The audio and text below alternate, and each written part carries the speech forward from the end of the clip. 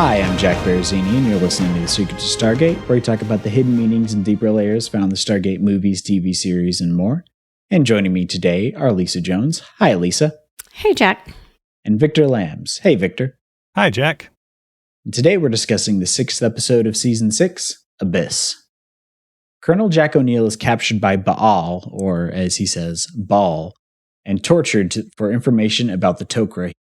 He is repeatedly revived and killed with the sarcophagus. While in captivity, he is visited by the ascended Daniel Jackson, who tries to help him ascend. Back at the Stargate Command, SG-1 discovers that Kanan, the Tok'ra symbiote who has been placed into O'Neill, may have been trying to rescue Baal's Lotar, Shallan. They make a temporary alliance with the System Lord Yu to attack Baal's base, which gives O'Neill the chance he needs to escape. He finds Shallan and they both escape back to Stargate Command. And Shallan goes with the Tok'ra. Yep, it was.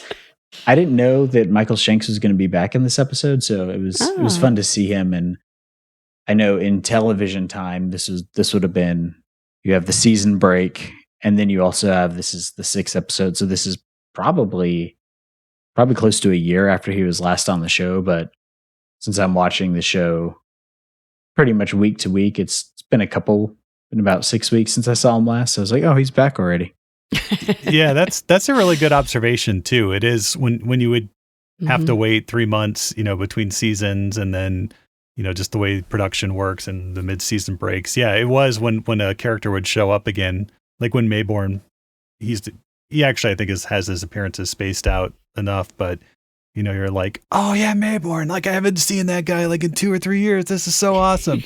And now doing it for the podcast, you're like, oh, another Mayborn episode. Wow, this is awesome. Yeah. I just really like Mayborn, but I like Daniel Jackson too, and it's a treat to see him as well.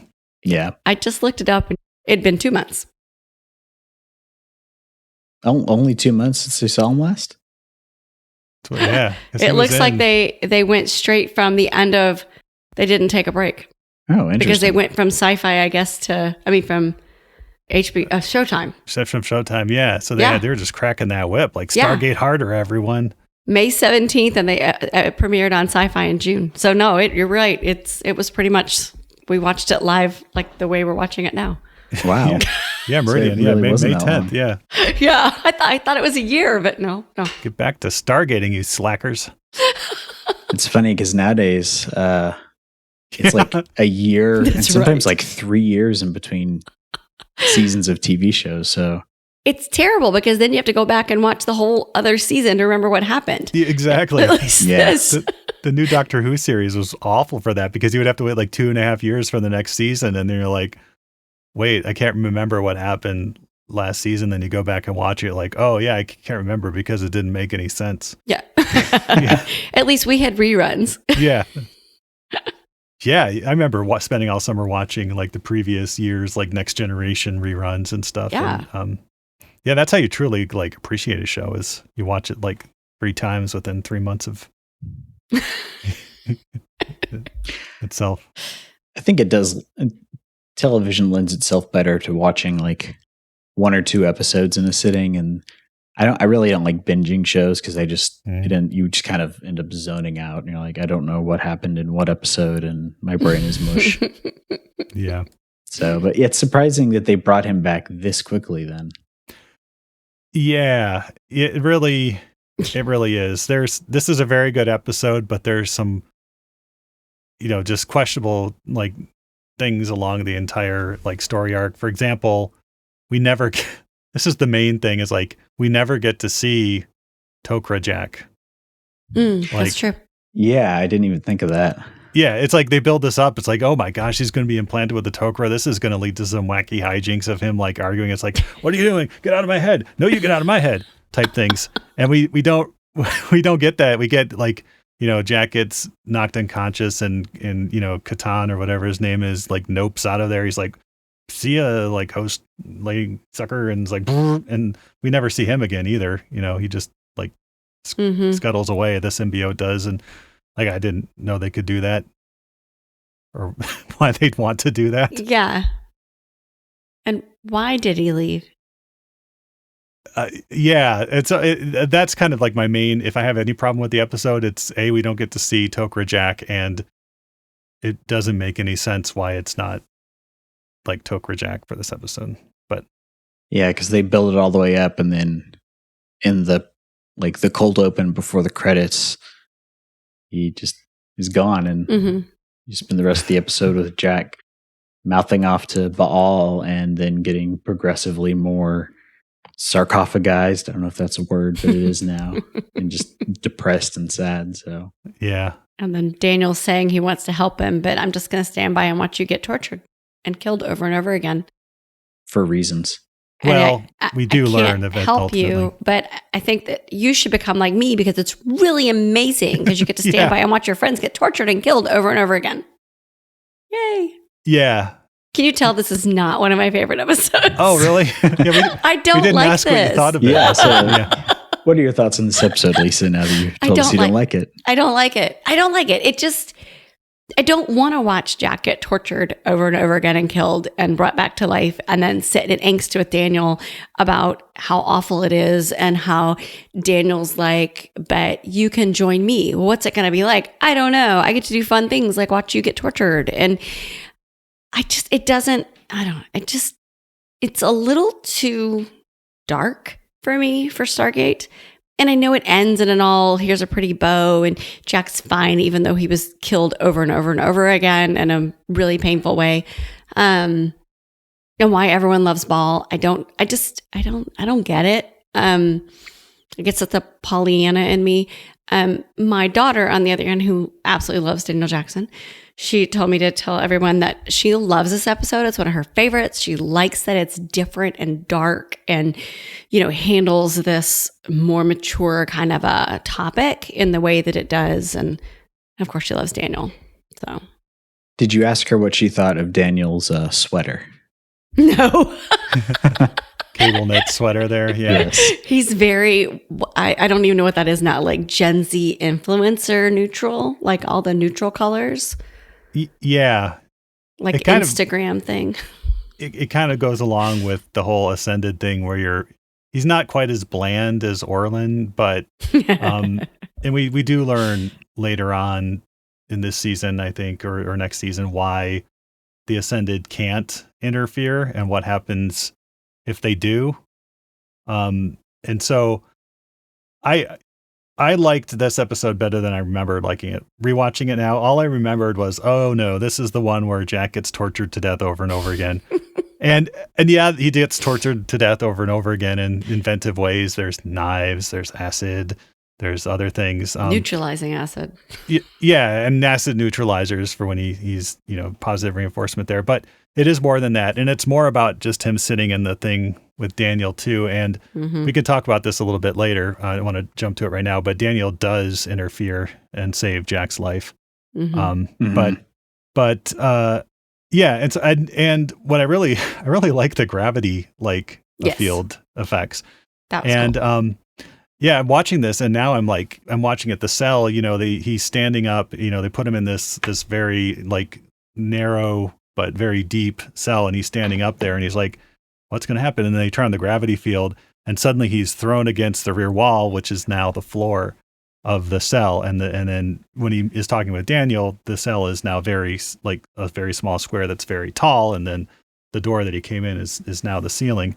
And I think they actually built this on a rotating, the room was actually built on something that would lift up and go down. They don't have a lot of information on that on the wikis I checked, but I did read that Richard Dean Anderson wanted to do more stunts as the room kind of, flipped up 90 degrees of him tumbling down to the floor, but because of his knee, he couldn't do that. But I think that part is very, very cool. And then but really Baal only uses it. He has a separate gravity field in his torture chamber that just dangles knives out of his hand. And I wasn't really clear where the gravity field really reached to. How it works. It'd be super embarrassing if he let go and it just fell to the floor because he didn't have it far enough forward. But he's probably been doing this long enough to know where the gravity field is. He's got the Q tape like they have for where you need actors to stand. He's got a little piece of painter's tape right there. Yeah. So this is where you put the knife. Yeah. Yeah, I like that effect because that's something you don't see often just because of the Mhm. budgetary constraints with doing those kind of things in a TV show, but messing with gravity and things like that. I think you mentioned before we start recording, like the fight in Inception. So it's kind of a Yeah. precursor to that. With the giant rotating set that's rotating around, I guess it would be the Z-axis, and as we're watching them fight and stuff, yeah. So I do, anytime you can do a practical effect by rotating a set and inconveniencing your actors versus just filming in front of a green screen, it always gets points in my book. I wonder if this was a new acquisition for the studio they were filming in, because a couple episodes ago we saw them do the thing where they lowered the room down when they were filling it with water. So Yeah. I wonder if it was the Mhm. same assembly. That could be, yeah. But yeah, it's a cool effect. Yeah, we get more of the Tok'ra in this. General Hammond willing to risk their treaty and their alliance because he's finally had enough of the Tok'ra too. I know I thought Yeah. of Jack when I was Yeah. watching it because you're always like, the Tok'ra aren't really good. Yeah, No, I'm totally with General Hammond on that. I think at one point it gets to the point where the Tok'ra ambassador there is like, that would end our diplomatic relationship, and General Hammond's like, that's what I'm ready to do at this point. I'm like, yes, yeah, don't trust him. yeah. And so so Baal's torturing Jack because he's the host of a Tok'ra and he wants to know what the Tok'ra knew. Jack, I guess, was, so this must have happened like pretty soon after implementation because so the whole thing in the previous episode where they go to that town and the Nightwalkers episode must have just been a couple of days, because now they're all back at the SGC, working around the clock to save Jack. Jack doesn't remember what the Tok'ra was doing in his head, only he's having visions of a young woman saying, "Help me," or "Are you here for me?" or something. Mm-hmm. Yeah, I think that was another weak point of the episode, along with us not actually meeting Kanan, is that the whole crux is there's this mysterious woman who needs help, but she doesn't really have a character. She's just there. And is And then she you- there, or was she a dream? Or I'm still confused about that. Because wasn't she escaping with them in the woods or Yes. something? And then I think she had to go back because she's like, well, this is blown. So she had to go Yeah. back to be the slave. Okay. And so he's hallucinating her at first. And I thought that was really cool, is because at first he's looking towards the door and there's this woman in, a dress saying like, are you here for me or something? And Jack's like, huh? And then he turns around and Daniel's there. Right. And so you're left you're like, oh, it's Daniel. You're like, but then what was the woman that was there a Yeah. second ago? Yeah. And so I thought that was a very effective, misdirection, or, kind of leaving that out there. But then here's the real, mystery of the episode is, why is Daniel here, type thing. Mm-hmm. And there's a couple of times where he sees her far away up at the top, and then he sees Daniel, and you can see her behind Daniel. Yeah. Like it's so visually, I mean, they had some really good stuff with that. One thing they didn't do well is Jack's like, are you sure you don't see her? And Daniel turns around and then they do this really bad CG effect of her Yes. kind of dissolving into smoke or something, where they didn't need to do that. Daniel just turns around and oh, there's no one there, like you've seen 100 times. That's the kind of thing that confused me. So was Yeah. she really there? Was she not really there? Was she hallucination, or was she has special powers and she can magically turn into Yeah. smoke? Because we don't know who she is. So you're Yeah. okay. But Jack has no object permanence, and so when someone's not there, he has to imagine that they turned into smoke or something. Okay. I guess. I don't know. That's it. That works. Yeah. Yeah. I mean, I Yeah. guess I shouldn't say I hate the whole episode, because the scenes with Jack and Daniel are amazing. Yeah. Mhm. I mean, forget the part where Daniel's like, I have to watch you die. But the two actors together, I mean, they have such chemistry, and you can, work well together, that Yeah. I think that's why, I really think that's why people love this episode, is the two of them together.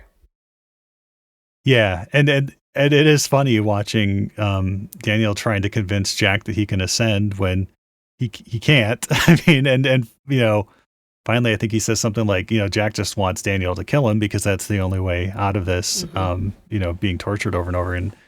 And Daniel's finally like, you're a better man than this, Jack. And then Jack says like, you don't know me very well then, or I'm not, and which is cool. But I do like, Daniel kind of getting a little frustrated at just open your mind, Jack. And Jack's like, it's really hard because they're going to come and torture me in like 15 minutes. Yeah. And seeing how long it took Daniel to get to that point, and also just taking into account their differences in temperament, I think it would take Jack a lot longer to get to that kind of point. And Jack says, don't Oma. Are you going to be my Oma Dasala?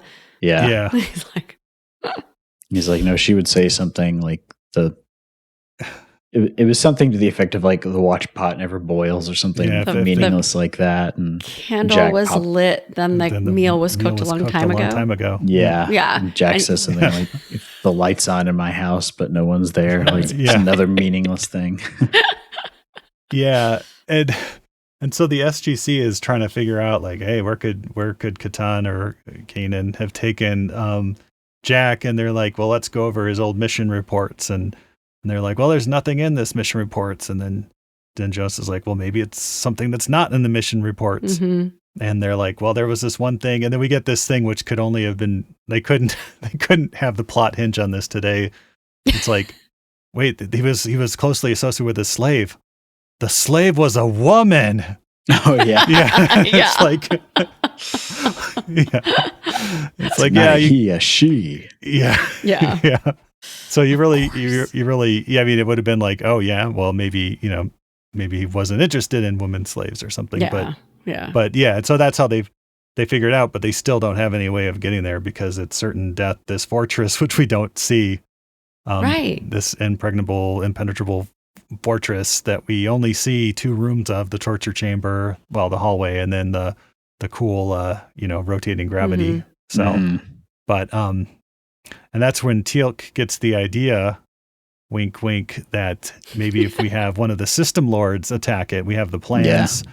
Lord Yu is already kind of upset with Ball, so we leak the plans to him. That'll give Jack enough time perhaps to escape. And so I thought that was really nice. They never call back to that. And, in the infirmary when Daniel's saying goodbye to Jack, he never says, oh, by the way, I gave Teal'c the idea, or something like that. When it's obvious that's what happened, but they don't insult the audience's intelligence by, hanging a lantern on it. I think definitely the best parts of this episode are just the scenes with Jack and Daniel in isolation. Yeah. But yeah, a lot of the framework around it is kind of flimsy, and I think this almost was just built to give us those scenes. I would believe that. Yeah. Yeah. A way to get the 2 of them in a room and let them interact. And it really establishes Ball's character too. I mean, this is the first time we see Ball being Ball, really. Mm-hmm. Yeah. But he's not like Apophis, who's like, you will tell me what you will know or you will perish. You will kneel before me as your God. And Ball's just kind of having fun with it, being very methodical with his little knives and his acid and whatever else he's using.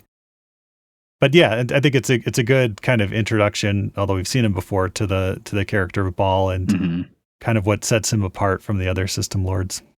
Yeah, he's much more conniving. He's basically just like a really creepy, calculating sociopath. Yeah.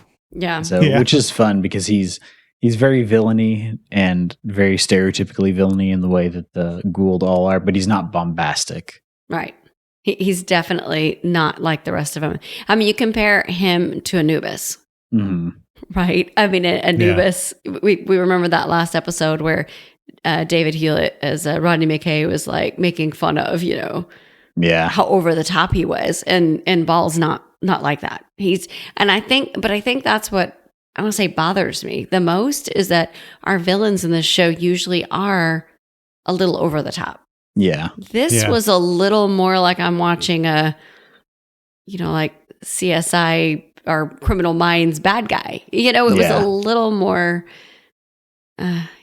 believable bad guy. And I that just kind of, hurts my heart.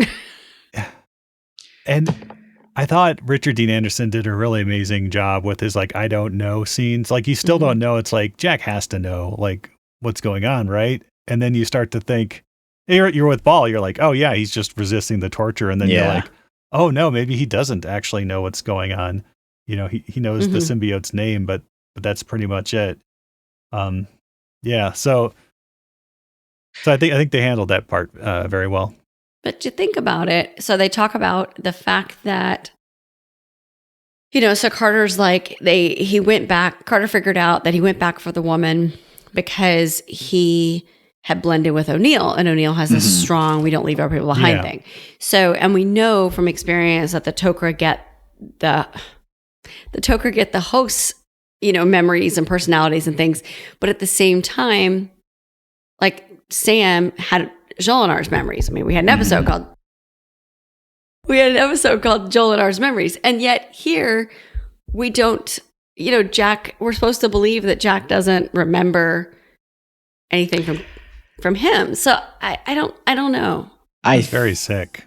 Yeah, I think it was because he was so sick, like he wasn't really conscious for the implantation or much of the healing process. And I think what happened was once Kanan healed him enough that he was able to wake up, Kanan just took over and noped out of there and got picked up by Ball. And that whole thing was glossed over too. It's like, so he just walked out of the base and there's no guards or anything. It's like he left. Oh well.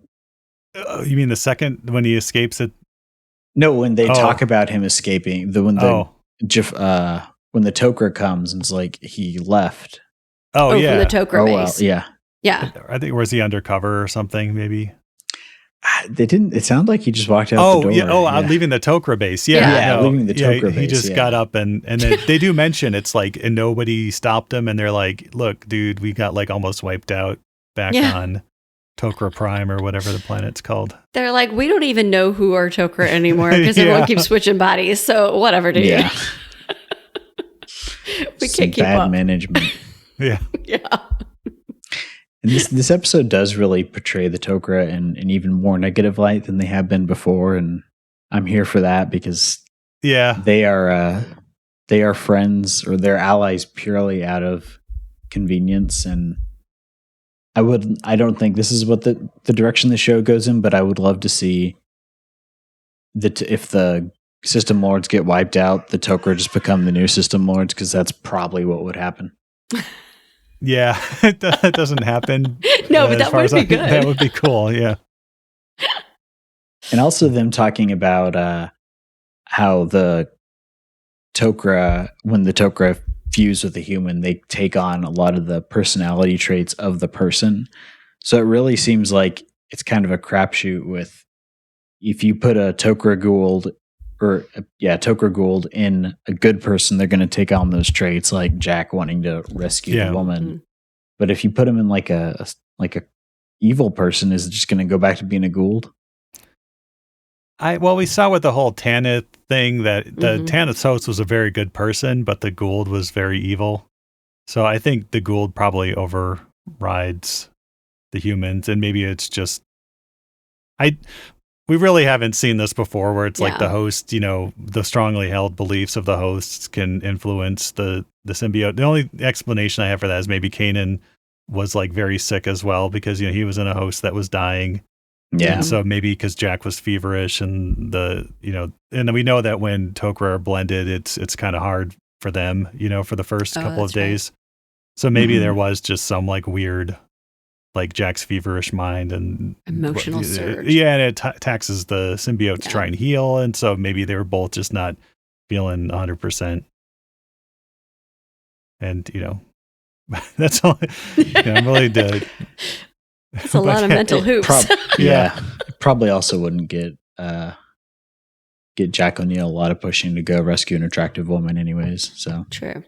Yeah, which he ultimately does. Like, and even then at the end when he grabs her and he's running, because Lord Yu attacks, we don't see it, but all of a sudden the base starts shaking and Daniel's like, "This is it. This is, you wanted a fighting chance. Now you got it." And Jack's like, "Oh boy, did I ever!" And so he runs up to the like the door is open and he like sucks out a guard. And this is where I thought, like we were talking about, like how this would have been handled in a modern day. We would have gotten like this, maybe a single take scene of like Jack running out of the cell, like punching somebody, running down a hall, like running up the wall, flying, kicking somebody. And then like we would have gotten a really cool, but in this, he like runs out into the hall. The slave is just somehow there. He grabs her and then we just fade to he's in bed at the SGC, and we really don't know like how he escaped, how he got to the gate, how he dialed the gate, or anything like that. How he had his IDC, with him, or what he did. Yeah, and so that part I thought maybe they could have maybe done a little bit more there. I know it's not super important to the story, and then they allude that like, oh yeah, he saved this woman too, this slave, and they were like, oh okay, so we didn't see any of that. Yeah, and she goes off with the Tok'ra. Never to Big be mistake. seen again. Yeah. Yes. I did like the way the team worked together. So you had Jonas come up with I forget which part, and then Carter the whole Jack doesn't leave people behind, and then and then Teal'c, and the three of them all really worked together in this. Because Daniel helped too. Yes. Yeah, and Daniel even gave kudos to Jonas, so that was nice. Yeah. That was good. But I liked, we were talking about, did they have enough to do? And we talked about that last week where since there's only three of them, they all got to do something. And again, they all got to do something. So it was kind of nice to see that dynamic working. Yeah, definitely. I don't know. I just want to see more of Hammond yelling at the Tok'ra. Yeah.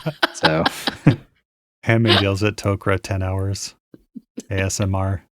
And I wish they would have done more with, they could have done like flashbacks to Kanan infiltrating the base and starting the relationship with the woman and stuff, just to give that more anything. Because really, as it was just, yes, he likes that lady and he wants to rescue her, but we don't know anything about her other than her name, which I think was mentioned like once. Well, that's what's so interesting about this episode. It is so different. Like just the way that it's filmed and put together. And I mean, there's really no action. I mean, it all happens off screen or referenced. It's very much talking and like character relationship between Jack and Jack and Daniel. And even think about how much the torture scenes, it's Ball and Jack kind of talking, and it's not real action oriented. So it's the whole thing feels very, it's not slow. I can't say it's slow. It's just different. I was looking to see who wrote it. Brad Wright. So Brad Wright wrote it. Yeah, when Brad Wright, one of the show's creator, when he writes an episode, it's because he has something that he wants to say or something that he wants to express and do something somewhat different. This is actually like the scenes with Jack and Daniel are like the definition of a bottle episode. The whole episode isn't like that, but in a confined space and all you can do is talk type thing. But if you go back to some of the stuff he wrote for, Outer Limits and stuff, it was obviously those, because it's an anthology series, it's very, self-contained. And this felt like a very self-contained, episode apart from the Tok'ra and thing. I think everything other than the Daniel and Jack scenes was just the connective tissue that you need to make it make sense in the context of the story. Like I would bet that if he could have, it would have just been that. Yeah. That would have been, I guess a way you could have done that would be the whole episode takes place in Jack's feverish mind as he's being healed and Daniel visits him there. He could have done something like that. We have an episode kind of like that. Yeah. Well, it's not Jack's mind, but yeah. I don't know who wrote it. Now I'm going to have to go look. Yeah. But I do like how they address that early on. It's like, are you a figment? Nope, not a figment. And Jack throws a shoe at him. And of course it passes through because he's non-corporeal. Yeah. That was a very, very funny scene there. But yeah, it's kind of like in later episodes or later seasons of like, Buffy or the Vampire Slayer, when Joss Whedon would, write an episode or, and they didn't write very many of them. It would be like, kind of like, oh yeah, this is the show's original creator writing an episode, but it doesn't feel kind of, in sync with what the writers of the other, 22 episodes this season are doing. It's elevated a little bit, but that just makes it kind of stand apart. But sometimes that's a really good thing. You get a really good episode out of it, but sometimes it just makes it feel like this doesn't really feel like what they were doing last episode or the episode before that. Yeah, it's very heavy. It's definitely an excuse to explore the characters, which Yeah. I like. I've always liked Daniel and Jack paired together because the way their personalities interact, they kind of bounce off each other, but they also respect each other, and you get a lot of good dialogue with them. It being a episodic TV show, I doubt we're going to explore all of the horrible PTSD that Jack would undoubtedly have from this experience. Especially with it being 2002. No, it's just withdrawal symptoms from the sarcophagus. That's it. It's fine. That's all. Yeah. The mental anguish of all the memories of being slowly eaten alive by acid is yeah. No. I'm sure he'll be right back onto the team full force next episode. Yeah, and there weren't that many holes in his shirt. Yeah. He only died like 20 times. Yeah. They don't really say. I think it was probably closer to maybe 3 or 4. Do they say? I don't think so. Yeah. I mean, look how many times Daniel Jackson has died. Yeah. So. Yeah. That's true. And it's another episode where we get like, the Tok'ra, but we only get one Tok'ra actor kind of standing in for the Tok'ra. And, in past, we would have every like council Tok'ra member would come with at least an entourage of 2 people who didn't say any lines so they could work for, less, I guess. But this, we don't even get the entourage. We just get the one Tok'ra guy. You can headcanon that as they've just had their base destroyed and there's not that many of them left. Yeah. So That's right. They can't afford an entourage, literally, and they can't afford people to watch the doors. Yeah, exactly. So I guess we should mention Hoopball was played by Cliff Simon. Yeah. Mm-hmm. Who was most assuredly a fan favorite. And we see him a lot coming up. And he recently passed away. Yeah. In the last year or two. Well. May he rest in peace. Yeah. Yeah. I like him because he's different and he's creepy and weird. And he stays creepy and weird through the next like 4.5 seasons and a movie. And the movie, nice. Yeah. Awesome. Did like Jack's quip at him when he introduces himself as Ball. He says, as in Bocce? Yeah. Yeah. Yeah, we got a little bit of Jack quips. Yeah. Not a lot. And I liked that they did a good job as the torture gets worse and worse and it's taking its toll. He doesn't stay quippy, which is good because it would have kind of undercut what they were going for. Yeah. I mean, if it wasn't Stargate, I would really like this episode. I guess I don't like Jack being tortured and killed. Yeah, it wasn't that aspect wasn't as bad as I remembered it. But yeah, I mean, and the villainy is very much like it's still cartoony, over the top, super villainy. Like they're not like hacking off limbs or anything and then having them regrown in the sarcophagus or something. Don't give the new show ideas. Yeah, or something. Or like, we put a single tooth in the sarcophagus and we reconstituted you from that or something. But I don't know. Yeah. I'm trying to envision a show you would write, Victor. It's like Hannibal meets I don't Stargate. Know.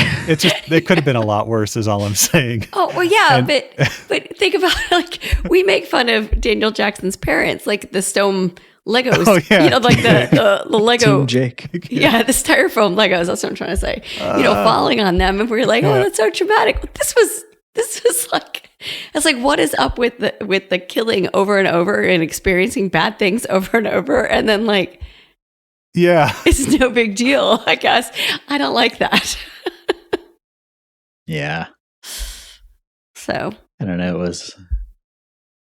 It was definitely, I think this is probably just from watching more modern shows, but it was the violence was all very PG. Like, you see a couple knives sticking out of him, but no blood, really. You don't ever see it like they do, like the point of view shot where it comes at him, but no Sam Raimi, no head exploding. So Mm-hmm. Yeah. Could do with less graphic violence in TV shows. Me too. I like the Stargate level of violence, which is, good, clean family violence. Exactly. Yeah. Wholesome for the whole family. Yeah. Awesome. Did y'all have any other thoughts on this episode? No, better than I remembered. Definitely a good episode in my opinion. I really appreciated Michael Shanks and Richard Dean Anderson together in the cell, talking, and just the actors. You could just see how much they really liked working together. Yeah. Yeah. I just wish Daniel Jackson would actually do something to save his friend, but He did. He did the equivalent of lifting his pinky to save him. Yeah. So there we go. Yeah. Yeah. Awesome. Yeah, it was good. I liked it overall. I wish we could have gotten to see Tok'ra Jack, but it is what it is. Before we go, we'd like to take a moment to thank our patrons who make it possible for us to create The Secret to Stargate, including Frank R., Mary Jean C., Toby T., Lynn F., and Suzanne S. Their generous donations at sqpn.com/give make it possible for us to continue The Secret to Stargate and all the shows at StarQuest. And you can join them by visiting sqpn.com/give. And be sure to follow the show on Apple Podcasts, Google Play, Stitcher, TuneIn, Spotify, iHeartRadio, or on the SQPN YouTube channel. And to find previous episodes of Secret to Stargate and to send feedback, please visit sqpn.com/Stargate. And you can email us at stargate@sqpn.com or follow StarQuest on social media at facebook.com/StarQuestMedia or on Twitter at SQPN. We'll be back next time when we'll be discussing the next episode of SG-1, Shadowplay. Until then, Lisa Jones, thank you for joining me and sharing The Secret to Stargate. Thanks, Jack. And Victor Lambs, thank you too. Thanks, Jack. So you want to be my Oma? I'll always be your Oma. Oh.